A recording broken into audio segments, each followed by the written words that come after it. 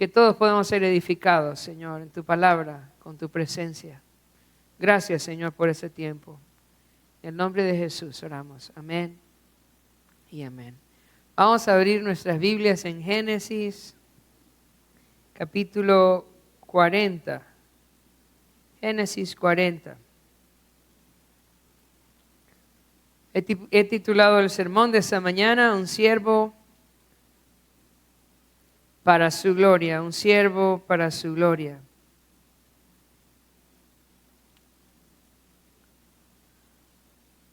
La idea de estudiar la vida de José, o el propósito de estudiar la vida de José, no es solo que admiremos la pureza en su conducta, la forma en cómo él actúa, sino aún más allá, la idea es que nosotros podamos ver a Jesús aquí en el libro de Génesis a través de la vida de José. Así que mientras vamos estudiando ese pasaje, yo quiero rogarle que usted piense en Jesús. Piense en Jesús. Piense cómo se ve Jesús anunciado a través de la vida de José. Cómo se ve su carácter, cómo se ve su obra, cómo se ve su persona a través de este personaje tan especial llamado José. Vamos a ir a capítulo 40 y vamos a leer del versículo 1 al versículo 4. Dice: aconteció después de estas cosas que el copero del rey de Egipto y el panadero delinquieron contra su señor, el rey de Egipto. Y se enojó Faraón contra sus dos oficiales, contra el jefe de los coperos y contra el jefe de los panaderos. Y los puso en prisión en la casa del capitán de la guardia, en la cárcel donde José estaba preso. Y el capitán de la guardia encargó de ellos a José, y él les servía. Y estuvieron días en la prisión. Si ustedes recuerdan, José fue acusado por la esposa de Potifar, y Potifar lo metió a la cárcel. Y ahora José está metido aquí en esa cárcel. ¿Les recuerda eso a alguien? ¿Alguien fue acusado falsamente y condenado falsamente? ¿Recuerdan quién fue? Fue Jesús, ¿verdad? Un tipo de Jesús, una imagen de Cristo, quien fue acusado de manera falsa y también fue condenado. Ahora, José fue puesto en una cárcel especial. No era la cárcel común. En el versículo 20 del capítulo 39, o sea, del capítulo anterior, en el versículo 20, dice: y tomó su amo a José y lo puso en la cárcel donde estaban los presos del rey, y estuvo allí en la cárcel. Entonces José fue acusado falsamente y metido en la cárcel donde estaban todos los prisioneros del rey. En esa cárcel solo habían funcionarios, personas del gobierno. Ahí Potifar metió a José.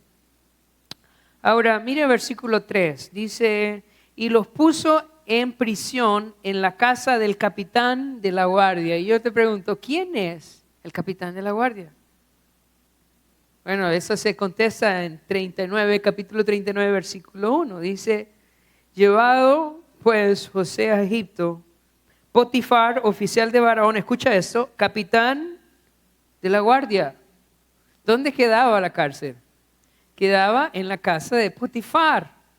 En la casa de Potifar había un lugar especial donde llevaban allí a los presos del rey. Ahí metió Potifar a José. Estoy convencido que Potifar sabía que José era inocente, pero él tenía que hacer algo.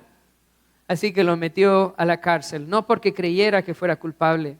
Lo común en ese tiempo es que un amo matara a un siervo si lo encontrara haciendo un delito de ese tamaño, de esa manera. Potifar creía que José era inocente. Así como Pilato, ¿recuerdan? Pilato sabía que que Jesús era inocente, pero lo entregó a ser crucificado. ¿Por qué? Por agradar a la gente, por la presión de la gente.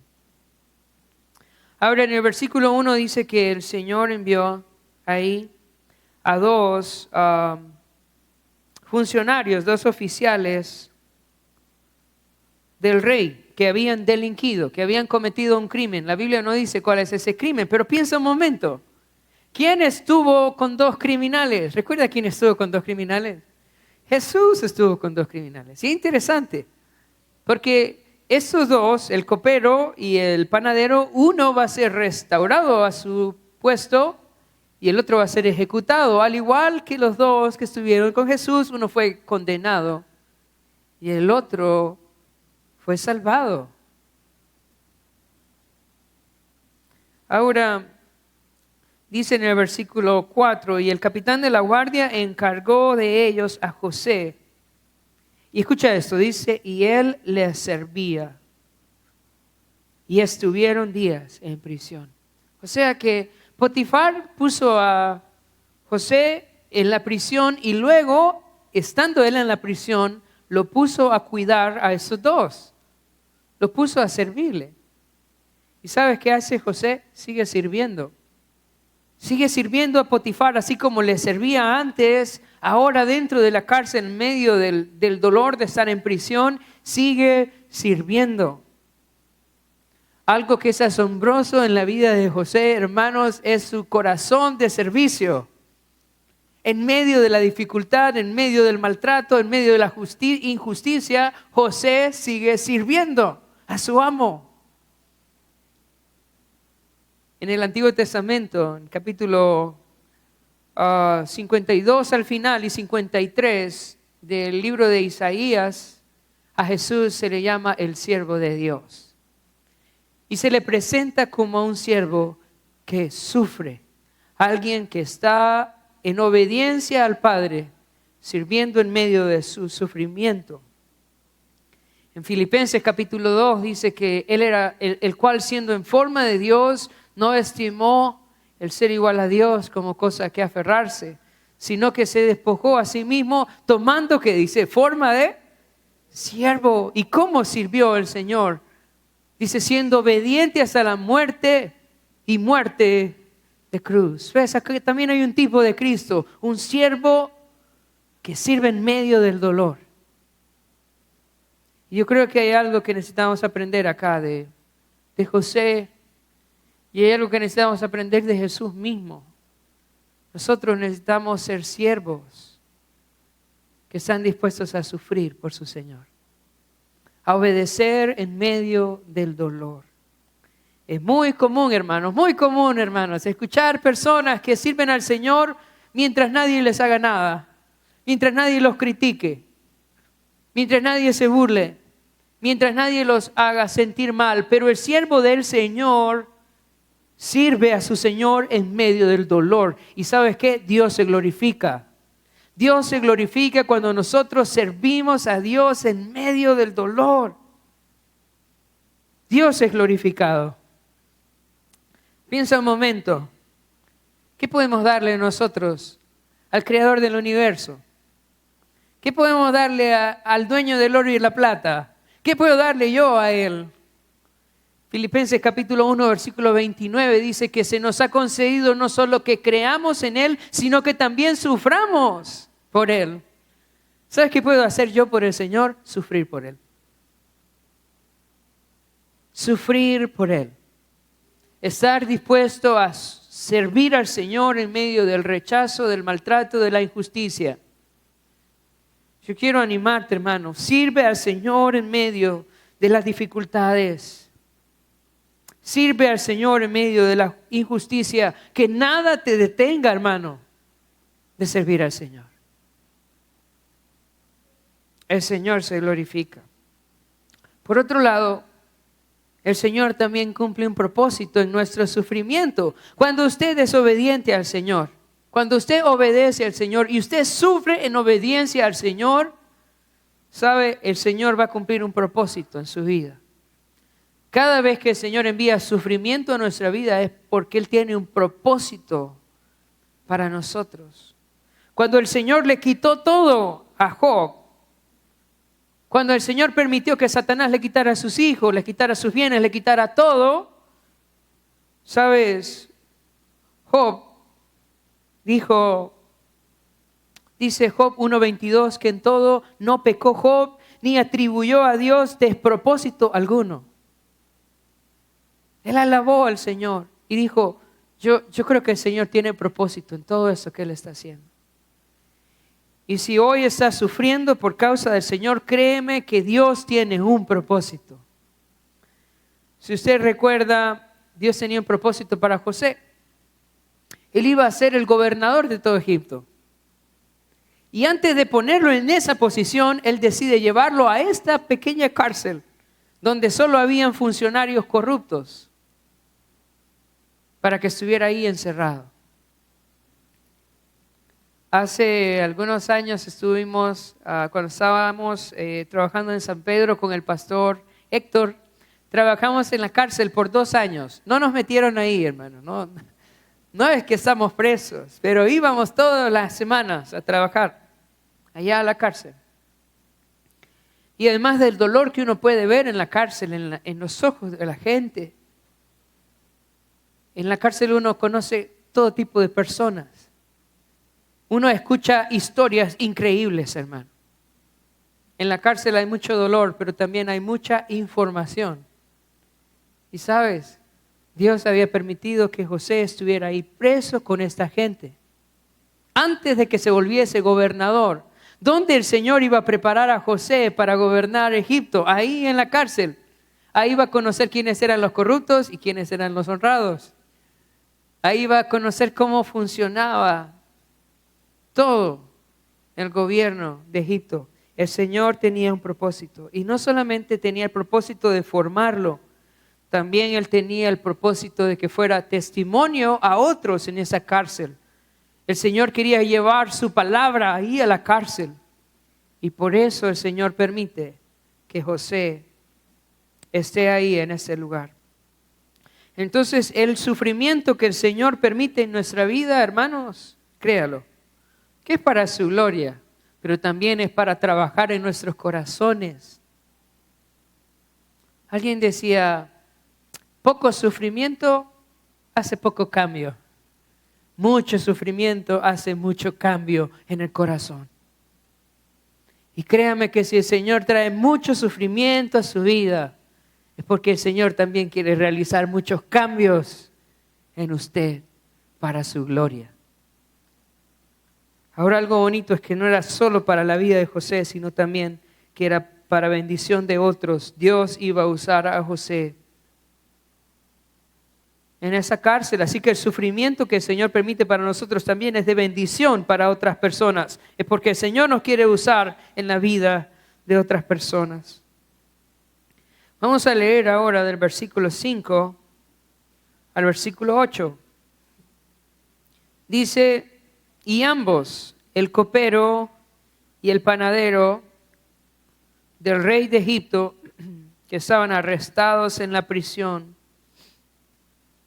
tuvieron un sueño, cada uno su propio sueño, en una misma noche, cada uno con su propio significado. Versículo 6, vino a ellos José por la mañana y los miró, y he aquí que estaban tristes. Versículo 7, y él preguntó a aquellos oficiales de Faraón que estaban con él en la prisión de la casa de su señor, diciendo, ¿por qué parecen hoy mal vuestros semblantes? Versículo 8, ellos le respondieron, hemos tenido un sueño y no hay quien lo interprete. Entonces les dijo José, ¿no son de Dios las interpretaciones? Contádmelo ahora. Contádmelo ahora. Estando esos dos presos, cada uno tiene un sueño. Cada uno tiene un sueño. Y sabes, algo bien común en ese tiempo era que Dios hablara a las personas por medio de sueños. Es bien común. Uno lee el libro de Génesis, muy común. El Señor habla a los patriarcas por medio de sueños, ¿sabes? No hay una palabra de Dios escrita en ese tiempo. Dios se comunica directamente con algunas personas por medio de sueños. Hoy en día tenemos la palabra del Señor. Y si usted quiere que el Señor le hable, no se duerma. Porque el Señor hoy en día nos habla a través de su palabra. De una manera sobrenatural. La palabra del Señor es viva y eficaz. Él nos habla cada vez que nosotros con fe abrimos este precioso libro. El Señor nos habla. Y si usted quiere oír al Señor, usted puede ir a su casa y doblar sus rodillas y decirle, Señor, háblame, y abrir la Escritura y el Señor le va a hablar. Hoy en día el Señor nos habla a través de su palabra. Pero en ese momento, en ese tiempo, el Señor les hablaba a algunas personas a través de sueños, pero no eran cualquier sueño tampoco. Eran sueños muy especiales. Si usted pone atención, ¿cuántos sueños soñó José? ¿Cuántos sueños eran? ¿Recuerdan? Eran 2 sueños. Y los 2 sueños tenían varios elementos en común. Tenían muchos paralelos. Aquí en el capítulo 40 vemos que el copero tuvo un sueño y que el panadero tuvo otro. Por lo tanto, eran 2 sueños también y tenían muchos paralelos. Tanto el sueño del copero como el sueño del panadero tenían muchos paralelos. Más adelante, Faraón va a tener un sueño de parte de Dios. ¿Y cuántos sueños van a ser? ¿Cuántos piensas que van a ser? Van a ser 2 sueños también. ¿Ves? No solo son sueños. Es Dios hablándoles. Quería el Señor hablarles de su futuro, del plan de Dios para sus vidas. No eran cualquier sueño. Ahora, tanto en la cultura egipcia como en la cultura en Babilonia, era muy común encontrarse estafadores que se dedicaban a interpretar sueños. Era su trabajo. Le decían a la gente, te voy a decir el futuro, cuéntame tu sueño y yo te voy a decir el futuro. Y sabes, era un negocio muy grande en Egipto. Y era un negocio muy grande en Babilonia. Habían libros, se han encontrado literatura donde la gente interpretaba sueños con esos libros. Era un negocio, al igual que hoy. Hoy en día hay muchas personas también interpretando sueños que no son de Dios por negocio. En la Escritura solo hay 2 personas que tenían ese regalo de Dios de interpretar sueños. ¿Sabes quiénes eran? Uno era José. ¿Y el otro quién era? El otro era Daniel. Personas espectaculares a quien Dios les había dado ese regalo maravilloso de poder interpretar los sueños. Ahora, mira eso. Uno podría pensar, qué casualidad que José estaba ahí. ¿Verdad? Qué casualidad. No es una casualidad, hermano. El Señor había llevado a José a esa prisión para poder declararle a estas 2 personas cuál era su plan para la vida de ellos. Todo esto era plan del Señor. Dios había traído a José no solo de la casa de Potifar, sino de la casa de su casa en Canaán, para que estos 2 hombres pudieran escuchar cuál era el plan de Dios para sus vidas. ¿Te parece exagerado? Quiero recordarte la historia de Pablo y Silas. Están presos en la cárcel, en Filipos. Y hay un gran terremoto y las cadenas se rompen y las puertas de la prisión se abren. Pero ¿sabe? No era para que Pablo y Silas salieran. ¿Sabe para qué era? Para que el carcelero se convirtiera al Señor. Dios había llevado a la cárcel a Pablo y a Silas y había hecho un terremoto para que ese carcelero ese día se convirtiera. Y yo te pregunto, ¿cuánto vale un alma para Dios? ¿Cuánto vale un alma para Dios? Yo te aseguro, no tienes idea. ¿Cuánto está dispuesto a hacer el Señor por la salvación de un alma? Yo te aseguro, no tienes idea. ¿El Señor sería capaz de llevarte a la cárcel como misionero? ¿Que te metan preso para que personas te conozcan al Señor ahí? ¿El Señor sería capaz de eso? Sí, ya lo ha hecho varias veces. ¿Cuántos quieren ser misioneros en la cárcel?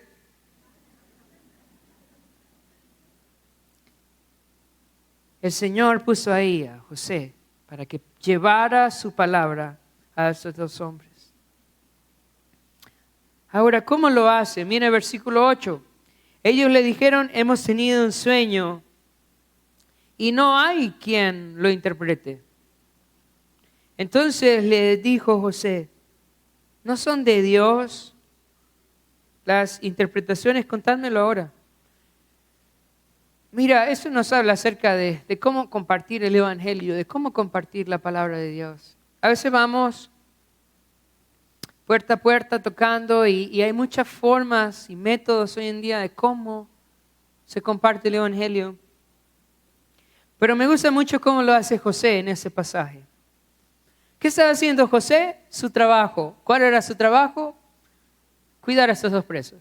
Ese era su trabajo. José estaba haciendo su trabajo.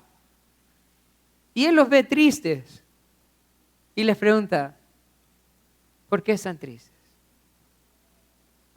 José vio en su tristeza la oportunidad de poder hablarles del Señor en su trabajo. Hermanos, yo no sé, yo creo que nosotros necesitamos aprender a ver cómo funciona el evangelismo. Usted trabaja, usted va a la universidad, usted va al colegio, usted tiene vecinos. ¿Cómo funciona el evangelismo? ¿Sabe cómo funciona?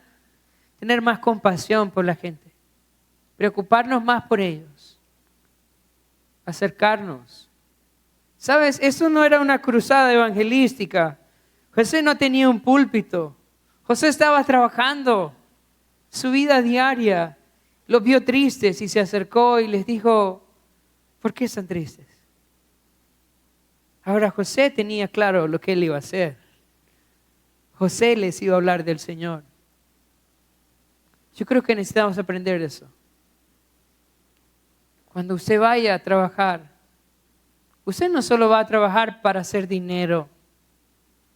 Cuando usted vaya a la universidad, usted no va a la universidad solo para sacar un título. Yo creo que nosotros hacemos esto para poder compartir el Evangelio. El trabajo para la iglesia no es aquí los domingos, hermanos. El trabajo para el reino de Dios es todos los días, en el lugar donde estamos, en nuestra familia, en nuestro trabajo, en nuestro lugar de estudio. ¿Cómo? Preguntándole a la gente, ¿por qué estás triste? ¿Por qué estás triste? Y ahí hay una oportunidad inmensa para poder hablarle a las personas del Señor. Ahora ellos les cuentan, dicen, bueno, no tenemos intérprete. Gloria a Dios que no encontraron, porque les iban a mentir. Y le dice José, ¿no son de Dios las interpretaciones? Mira esta respuesta, ¿no son de Dios? Y entonces, esa es la respuesta. No, es como, yo le pregunto a la gente, ¿por qué estás triste? Y los escucho. ¿Y sabes qué puedo hacer después de decirle, ¿sabes? ¿No es Dios el que puede darnos la salida? ¿No es el Señor quien puede ayudarnos en este problema? ¿No es el Señor quien tiene la respuesta? ¿No has pensado que es Dios el que puede ayudarte? Y luego dice, ¿no son de Dios las interpretaciones? Contádmelo ahora. Luego él se sienta a escuchar. Cuéntenme. Creo que uno de los problemas en el evangelismo hoy es que nosotros llegamos y le decimos a la gente, deme 5 minutos y empezamos a decirle nosotros todo. ¿Sabes? Para ser escuchado, uno necesita aprender a escuchar. Yo creo que las cosas cambian cuando le preguntamos a la gente, ¿qué pasa? Y la gente nos cuenta todo. Y sabes, después de que nos cuenta todo, entonces está listo, lista. ¿Para qué? Para que nosotros les hablemos del Señor.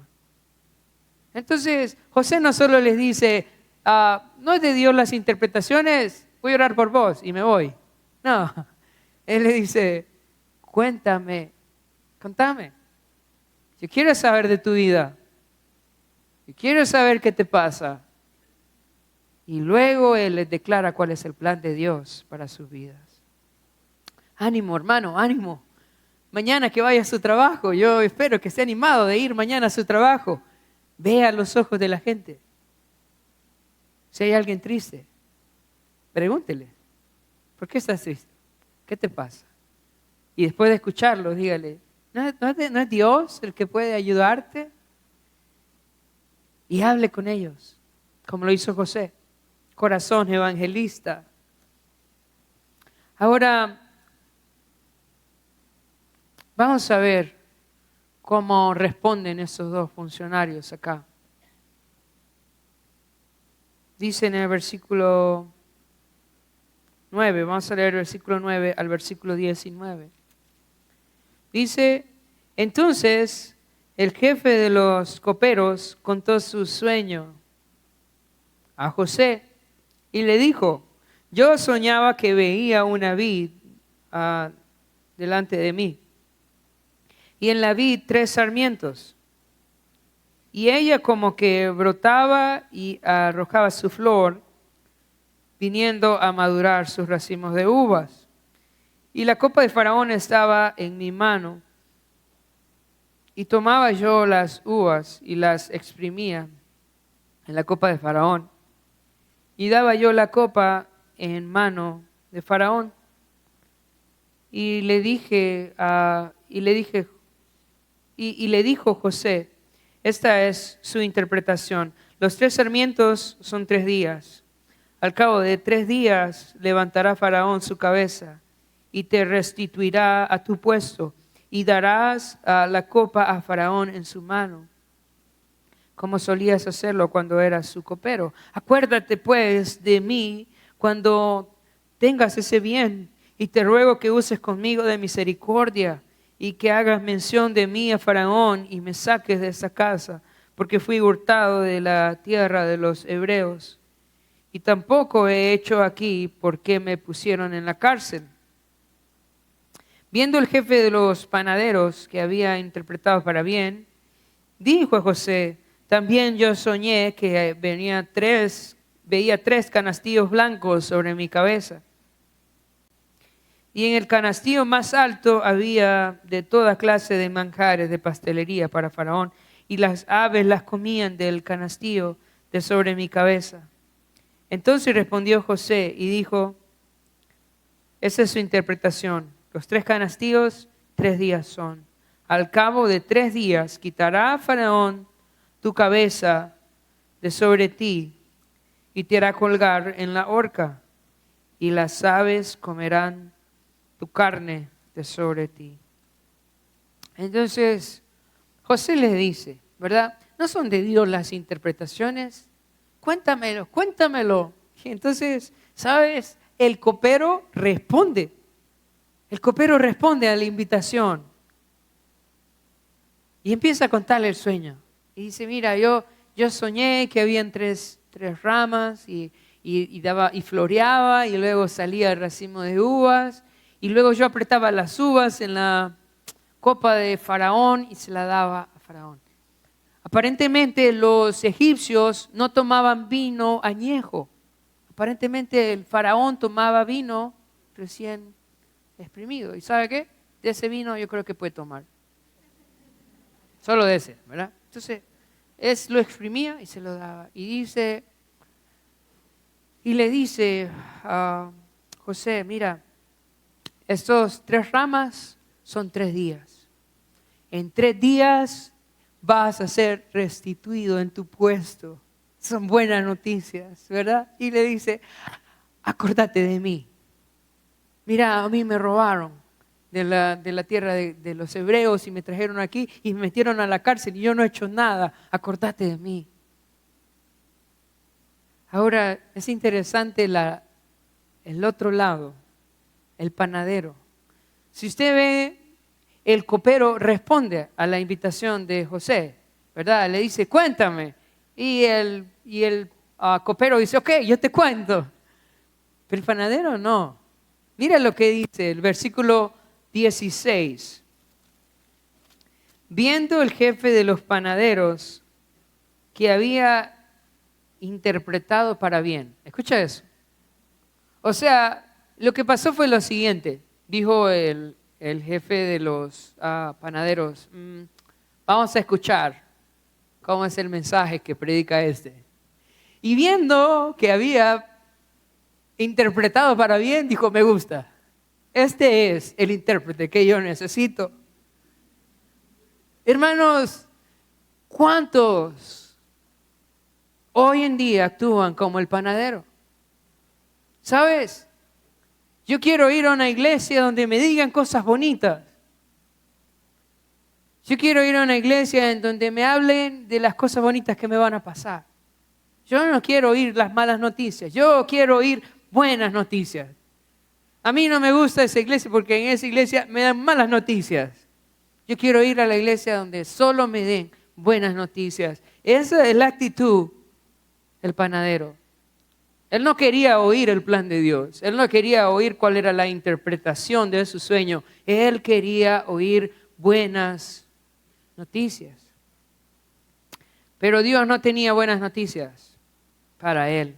Y sabe, José se las da con la claridad y con la exactitud, así como debía de ser. José se lo da todo. En hebreo hay un paralelo que de pronto en español no se entiende. Le dice al copero, tu cabeza será levantada, como la idea de restituido a tu puesto. Y al panadero le dice, tu cabeza será levantada de ti. O sea, la idea es que iba a ser decapitado y luego colgado en un árbol. ¿Y saben de dónde vienen las momias? ¿De dónde vienen? De Egipto. ¿Por qué? Porque para los egipcios la conservación de su cuerpo después de la muerte era algo muy importante. Y lo que le está diciendo José es, vos no vas a ser una momia. Las aves te van a comer tu cuerpo. Hoy en día diría la gente, José es una persona sin sentimientos. José es una persona grosera y mala. ¿Sabe por qué? Porque a la gente que dice la verdad hoy en día se le considera como una persona mala y grosera. Pero ¿sabes cómo era José? Era un hombre fiel al mensaje de Dios. Era un mensajero fiel de la palabra de Dios. ¿Y sabes qué es lo que falta hoy en día? Más personas así. Personas que sean fieles al mensaje del Señor.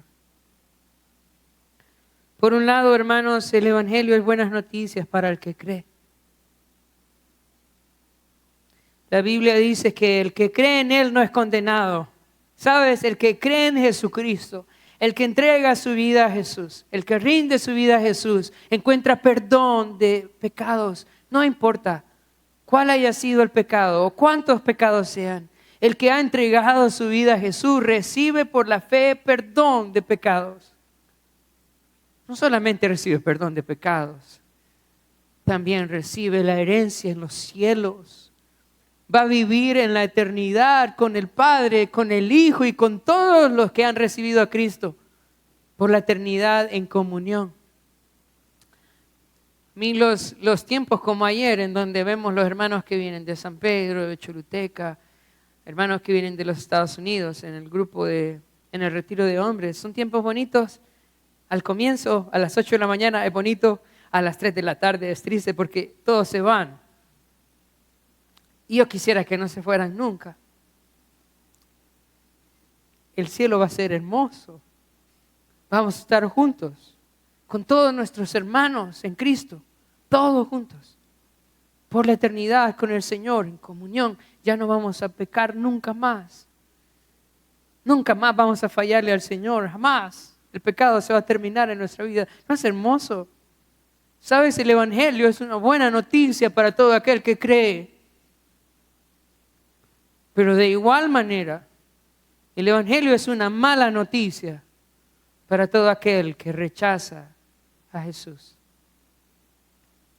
Porque si usted rechaza a Jesús, hermanos, no hay perdón para sus pecados. La Biblia dice que no hay otro sacrificio. No hay otro sacrificio por los pecados. Solo es Cristo. Si usted rechaza a Jesús, ¿sabe? No hay perdón de pecados. Si usted rechaza a Jesús, tampoco hay cielo. No hay cielo para usted. Si usted rechaza a Jesús, lo que la Biblia dice es que hay una tremenda expectación de juicio.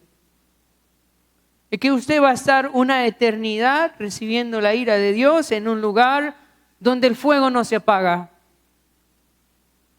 ni donde el gusano muere. Así que, hermanos, hablemos de las buenas noticias del Evangelio. Pero también al que rechaza, hablemosle de las consecuencias de su decisión. Hablemosles del lugar que les espera a todo aquel que ha decidido darle la espalda a Jesús. Necesitamos ser fieles. Y sabes, yo quiero decirte que el Señor usa las buenas noticias para tratar con el corazón del hombre, pero también el Señor usa las malas noticias para tratar con el corazón del hombre también. Así que seamos fieles, hermanos, fieles mensajeros de la palabra de Dios. Así como lo fue José. Llevemos las buenas noticias, pero también, hermanos, llevemos las malas a todo aquel que ha decidido rechazar a Jesús. Vamos a leer los últimos versículos. El versículo 20 al versículo 23. Dice: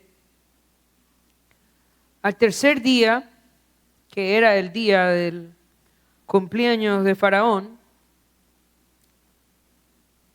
el rey hizo banquete a todos sus sirvientes y alzó la copa del jefe de los coperos y la copa del jefe de los panaderos entre sus sirvientes. E hizo volver a su oficio al jefe de los coperos. Y dio la copa en mano de Faraón. Mas hizo ahorcar al jefe de los panaderos, como lo había interpretado José.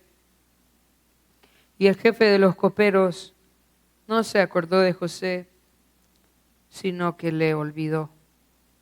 Entonces vemos acá que 3 días después fue el cumpleaños de Faraón. El cumpleaños de Faraón. Hay personas que dicen, no hay que celebrar los cumpleaños, dicen. No hay que celebrar cumpleaños porque en la Biblia siempre que hay un cumpleaños pasa algo malo. Hay personas que piensan así. Ahora, yo estaba leyendo un comentario de Matthew Henry y él decía, yo creo que los cristianos deben celebrar su cumpleaños, decía Matthew Henry. Porque cada año que pasa estamos más cerca de la destrucción del pecado en nuestra vida. Cada año que pasa estamos más cerca del momento en que el Señor nos va a quitar todos nuestros pecados, nos va a glorificar. Cada año que pasa estamos más cerca de la eternidad y del cumplimiento de las promesas del Señor en nuestra vida. Entonces decía Matthew Henry, hay que celebrar el cumpleaños. Pero decía, pero yo creo que los que no tienen que celebrar el cumpleaños son los que han rechazado a Jesús. Ellos no deberían de celebrar su cumpleaños porque cada año que pasa están más cerca de su condenación. Están más cerca de una eternidad sin Cristo.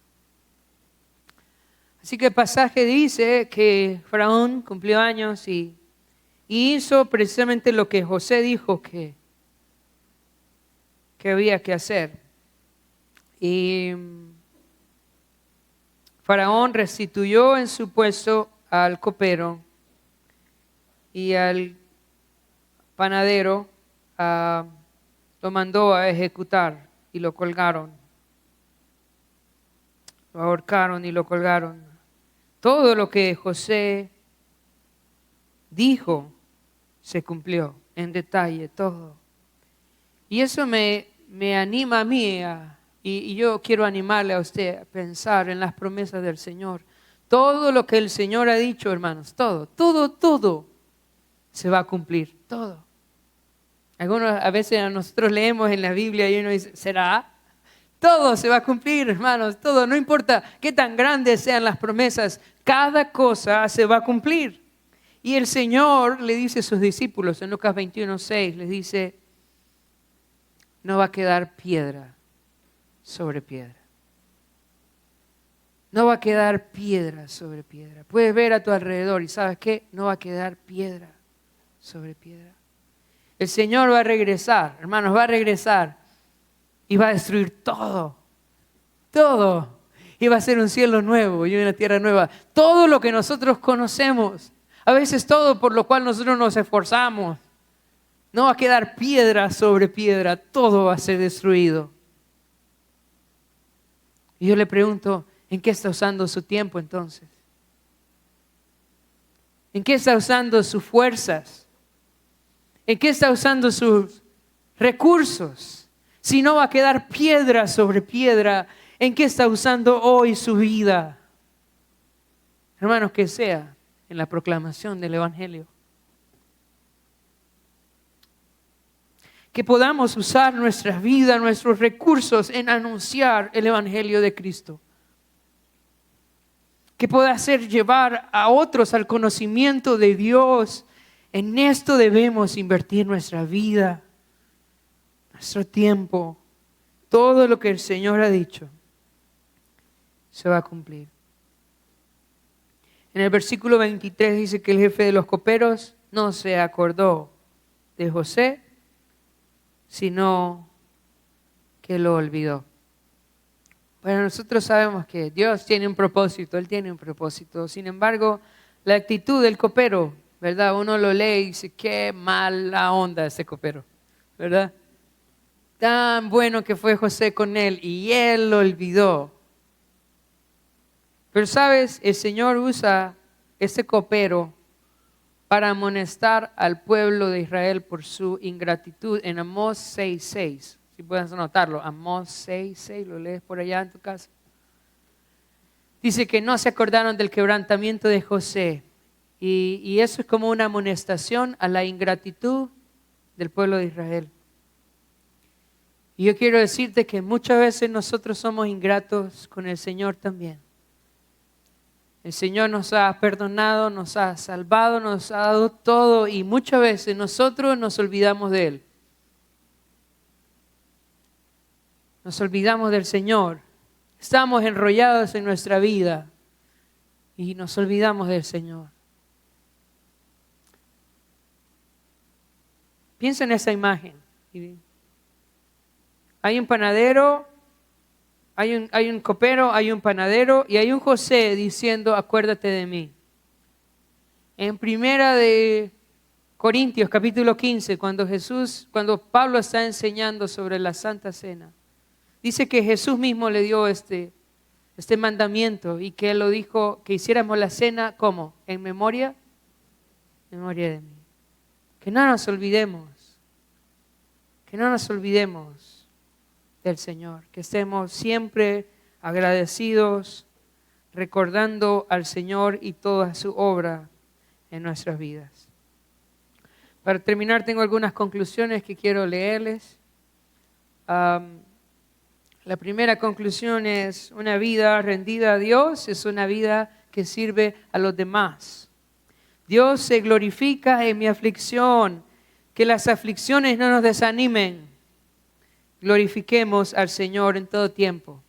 No pare, hermano, de servir al Señor en medio del dolor. No pare, hermano. El Señor está siendo glorificado en medio de nuestro sacrificio, en medio de nuestro dolor. El Señor se glorifica. Podemos confiar que todo lo que el Señor permite en la vida de los que le aman es para bien y para bendición de otros. Y sobre todo para la gloria de Dios. Así que si ha venido aflicción a su vida, hermano, confíe, eso viene de parte del Señor y es para bendición suya. Puede decir en su problema, puede decir en su necesidad, puede decir en su enfermedad. Usted puede decir esto es para mi bien. el Señor está obrando en mi vida, el Señor va a ser glorificado. Y por último, hay muchos que necesitan escuchar del Señor. Les debemos a todos el Evangelio. Vaya y comparta del Señor a las personas que Dios ha puesto a su alrededor. Así que el día de mañana, ¿verdad? Mañana. Yo no sé si usted ya les dijo a sus compañeros de trabajo que usted es cristiano. Debería. Yo no sé si su gente con quien usted comparte saben que usted es cristiano, ¿sabe? Debería. Vayamos esta semana y compartamos del Señor con otros. Vamos a orar.